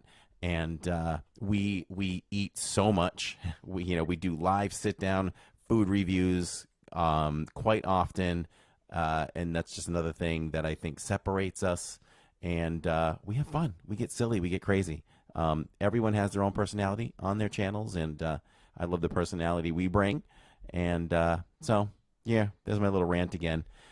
Let's hit up our sponsor quick, and we'll close it out with this week in the... Looking for a home that offers the perfect blend of luxury, comfort, and convenience with Disney World in your backyard? Victor Naraki is a licensed realtor with Vision Home Real Estate, LLC. He is here to help you find the home of your dreams.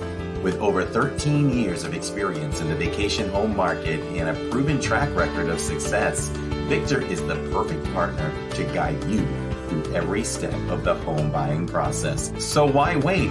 Visit DisneyAtYourDoorstep.com today to learn more about Victor's exclusive range of properties and schedule a viewing with him today. Your dream home is just a click away.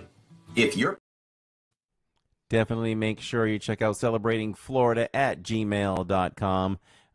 It's about time that I recut that. So maybe I'll do that this weekend or something for sure. Let's go in.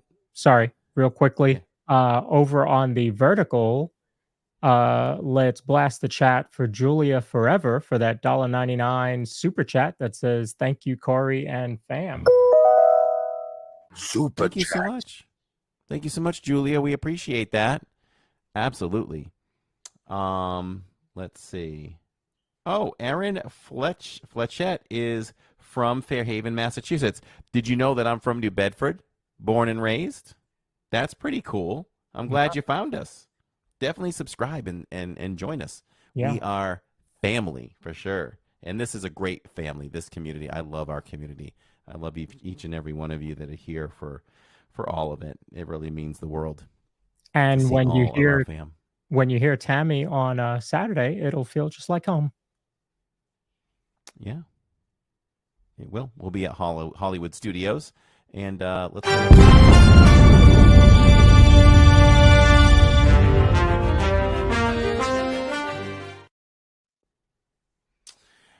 All right, so let's see. Saturdays was a little bit different. We started the live stream over at Animal Kingdom. And listen, it's always so much fun, especially when Neil's with us. He gets so excited about the animals, and I just point the camera and let him talk. When we happened to be right in the area when we were looking at the vultures or whatever those birds were, and they had some babies. But then we learned that the bird show was coming, so I got into position. And if you play this live stream back, you'll see that when all of the macaws are coming forward, one of them was going to hit my camera. Without a doubt, was going to hit the camera. So I dropped the camera a few inches, and it made it by it. But if you see it and you pause it, it is right in the frame. So he came really close. Fun fact is, a few years ago, I was vlogging the bird show, and I think it was before it became up-themed, but I'm not positive. And the owl flew across the audience, and he hit my camera. Oh. Yeah. So if you're doing any kind of vlogging or anything like that, keep your camera at least head level, not above head level when the birds are going to fly across like that, because they can't see it, I guess, you know. Or somebody said, you know, maybe they thought the gimbal itself was a perch. So got to be careful with that. Yeah. So we had a good time. We tried I have a friend that absolutely loves the burger over at Yak and Yeti. And I have to say, overall, Jacob and I were disappointed because of the hype that I gave it based on what a friend of ours has been saying for a few years. It was really an average burger. I mean, I felt like the quality of the meat was better. You know, it's better than a Whopper or McDonald's or whatever. Better than that. Better than a fast food burger. Quality burger, but, you know, it didn't have any special sauces on it or anything like that. So had lettuce and tomato. I put some mustard and ketchup. So decent burger, something maybe you would expect to have at a local cookout or something. But Jacob did turn to me and say that my burgers are much better at home. So a little bit of a disappointment there. But we were able to go on a bunch of rides and have some fun and fulfill a pretty good day over there at Animal Kingdom. And we were able to leave in time to get over to Disney Springs. So over at Disney Springs, I decided this time, and it was mainly because we were having trouble with using Streamlabs. It was working great all day, and then it was just getting wonky at the end of the Animal Kingdom live stream. So I felt like, you know what, instead of bringing everyone over with Tammy Two Wheels over there, let's just cut the stream. We'll take a break, and then we'll fire up again. So we did that. But what y'all might not have known was in between, traffic was crazy, and we started to get nervous that we weren't going to get parking because of the huge event of the drone show being in night 2, and we all did see the crowds for night 1. So it was intense. Neil was ahead of us a little bit in his car. We were back a little bit. And what it boiled down to was there was a car accident, a bus. Either a bus hit a car or a car hit a bus trying to switch lanes. So that kind of blocked everything. There are digital boards that will tell you if the garages, orange garage, lime garage, grapefruit, are closed or full. And it did say that the orange garage was full. Neil was like, nope, I'm going on. I'm going forward. It's full. And we were like, don't trust the signs. Trust the lines. And just go. We told him to go, but he didn't want to. He went to grapefruit, and he found many parking spot choices there. But we went up. There was a little bit of a line, but when we went in, half the top was open. So pro tip, number 869. Just even if it says full, try the parking lot, and you'll probably find a spot, because the chances are, even if it's full at the moment, people are coming and going all the time. So, and they have those wonderful lights that go down every aisle to light up green or red to tell you if a parking spot is available or not. So you can be good to go with that. So we did the drone show, and I got word from our community that streamers the night before were having a really hard time streaming it due to signal. It was true. It was difficult to do. Are you hearing me okay? Yes. Okay. Difficult to do. So I backed up a little bit. David Nissi messaged me. So kudos to him for saying maybe if you back up, the signal will be better. It did help us to do a pretty good stream of the first one, but correct me if I'm wrong. Did we pretty much get a perfect one the second time around? It was better. It was better. Okay. There was still some lag, but it was better than the first one. Okay. So beautiful show. I almost dropped a happy tear. Jacob admits that too. Like, to see something like that for the first time in front of you is really incredible. Really is. So really, really had a thrill doing that. The crowd was tough trying to get out of the first show. And we kept ourselves busy, and we made it over to World of Disney. That was our Diz dash for the end of the night, and we actually made it to World of Disney. We actually we were actually so ahead of schedule, we actually stopped at the Lego store first and then went into World of Disney. So we had a lot of fun in there. Jacob picked up a hat. He hasn't picked up a hat in a long time, and looking forward to seeing him wear that. And had a lot of fun. I thought we had a lot of fun and a lot of laughs over at World of Disney. So lots of good conversation. Tammy found the Pandora store on the way out. So that is how we sum up inside the parks. And we've done a poll before. That's the most that's the favorite thing. Yeah. For the listeners is when we sum up what we did in the parks live while we live stream. If you are new here, once again, we do this live because we do it for you, and we do live streams 2 to 3 times a week in the Disney parks as well. So our next live stream will be over at Hollywood Studios. Let's have some fun over Hollywood Studios. I messaged Lawrence today, and we talked back and forth, and Hollywood Studios is open till 10, everybody. And Fantasmic 2 shows. We'll go to the second one. That happens at 10:30 p.m. Eastern Time. So we're going to maximize our time over there at Hollywood Studios and just have one fun time. Shopping, eating, and Fantasmicking. Love it, love it, love it. So thank you so much for joining us for the first annual Disney Awards.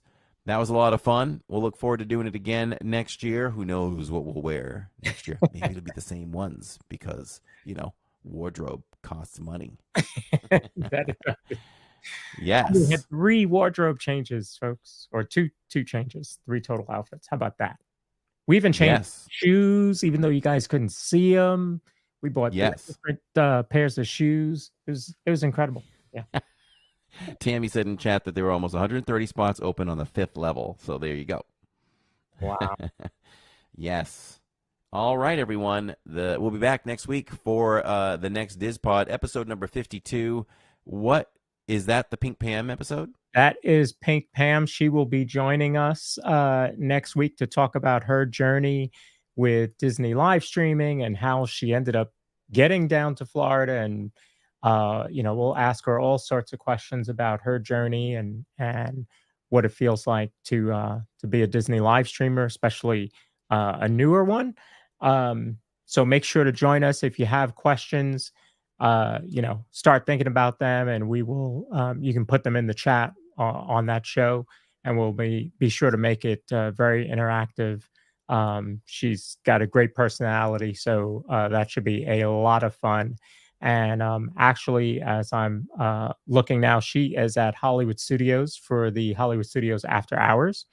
So I'm going to put her link in the chat. So if you want to hop over there, tell her we sent you. She's at Hollywood Studios for the After Hours party, so she will be live streaming for another probably 3 hours or so. So if you want to continue more Disney fun, check out Pam. Let her know that Corey and Lauren sent you, and she'll be joining us next week. So we're looking forward to that. Thunder Mountain says, good night, everyone. Great job, guys. We appreciate that. Yalana says, go ahead and lift up your feet. Oh, is that to relax? I don't know. But we will be doing that as well. Little Miss Disney. I said it recently. We love Little Miss Disney in chat. Always, once again, very positive. She says, keep voting in the polls, everyone. And, yeah. And so, and also, before, if you want your Disney fix on Saturday morning a little bit sooner, jump over to our friends Myers and the Mouse, and then pick us up when we go live early afternoon. So we love you all. So for now, we're just a couple of park bros talking Disney. I'm Corey. I'm Lawrence. This is the DIZPod, everyone. People living over any allowed to come out of hiding.